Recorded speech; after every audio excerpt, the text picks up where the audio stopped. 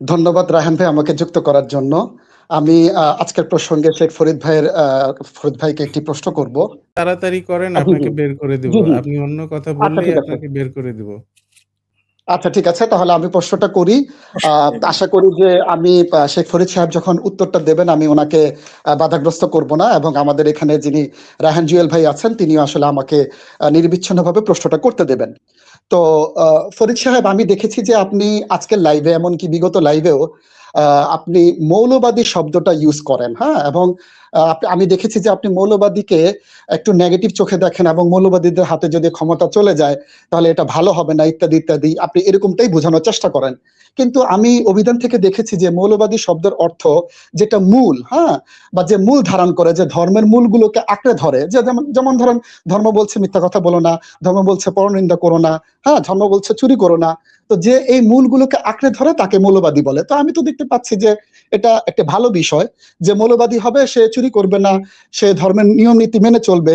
আর আমি এটাও দেখেছি যে ধর্ম থেকে বের হয়ে যায়, অর্থাৎ নাস্তিকদের একটি দাবি হচ্ছে, বা নাস্তিকদের একটি অবজারভেশন হচ্ছে, তারা এমনকি মা ছেলের সম্পর্কেও তারা বৈধতা দেয়, ঠিক আছে।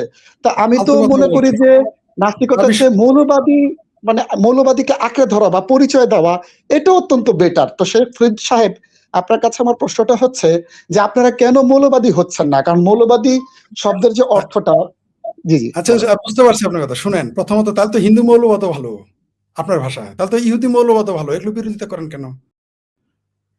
আপনি যেহেতু বলেন মৌলবাদ ভালো, হিন্দু মৌলবাদ তো মৌলবাদ, ইহুদি মৌলবাদ তো মৌলবাদ, সেগুলো বিরোধিতা করেন কেন? আর আপনি বাজে একটা কথা বললেন কেন?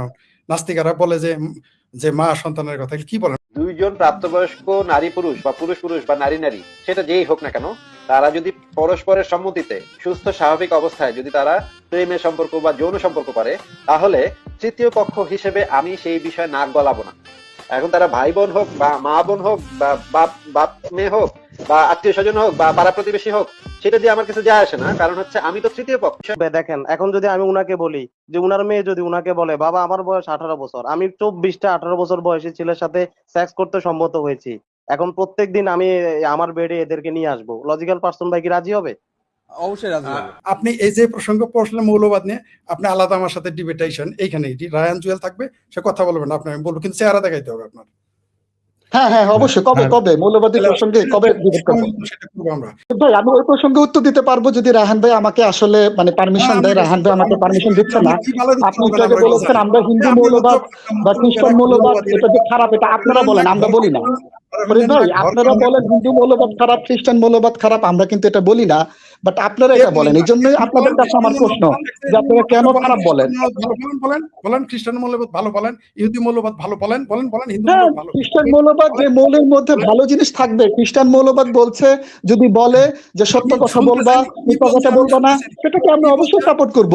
ধর্মীয় মূল, আমার আলোচনার উদ্দেশ্যটাই ছিল ফরিদ ভাই, আমার আলোচনাটার উদ্দেশ্যই ছিল, আমি আপনাকে বলেছি যে ধর্মের মূলগুলো। আপনি কি একেবারেই থাকতে পারবেন না, নাকি আর 10 মিনিট থাকতে পারবেন? লাইভে আচ্ছা, হ্যাঁ, ভালো থাকবেন। জি, ঠিক আছে, ধন্যবাদ।